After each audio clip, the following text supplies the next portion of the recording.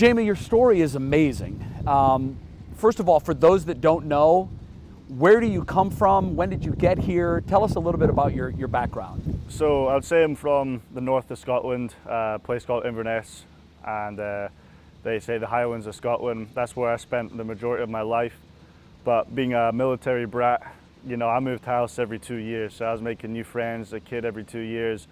I played some of my best rugby up in the north of Scotland, and I also played some of my best rugby when I went to boarding school. For Americans that aren't familiar, you weren't just kicking the ball in rugby. It's called a fly half or a standoff. We call it fly half. You're basically the quarterback of your rugby team. Kind of control the offense, but we also control the defense. And you know, a lot of people in rugby, there's a lot of fly halves that aren't really renowned for their tackling, but that's just something I think I got my mom's side. Your dad was in the is it Royal Air Force? Royal Air Force, yep. So you lived most of your young adult life in north of Scotland. How is it that you come to the U.S.? I came to the USA when I was 16 years old. So you're a senior in high school. You've never played American football? No, I was playing soccer to stay fit for rugby.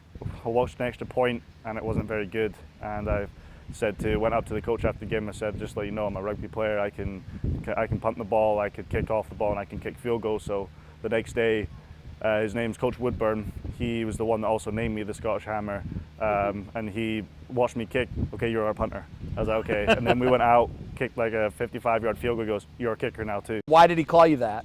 I guess because I'm from Scotland, and he just believed I could kick the ball very far. So he was like, hey, you're the Scottish Hammer. My goal was always, I'm going to play for the Cleveland Browns. How did you find out? I was having a couple of pints with my dad at the bar, and I got the phone call.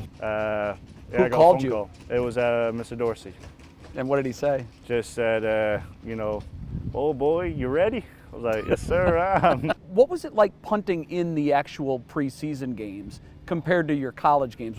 Did it feel different for you? The one problem I had in college was worrying about stuff I couldn't control, you know, and then going into the games and through training camp, the only thing I worried about was controlling what I can control, and that is catching the snap and punting it where I have to. I can't worry about the people in front of me or what's around me. It's me and the ball.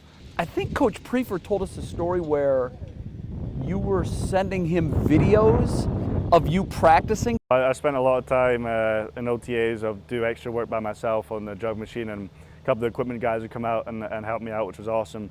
So I set up a camera and I'd catch one, put it down, thumbs up, and got it like a thumbs up from every angle and just fired it to him, see if he liked it, and apparently he thought it was funny. So, has there been a moment through your first 5 games here that stands out as your favorite moment so far? My first punt was from the back of the end zone, and it wasn't very good. I was okay, and I knew exactly what I did wrong. The next one, I hit it how I would normally hit it, fair catch, 55 yards, and I come around down the field, and Charlie turns around, he's just absolutely stoked.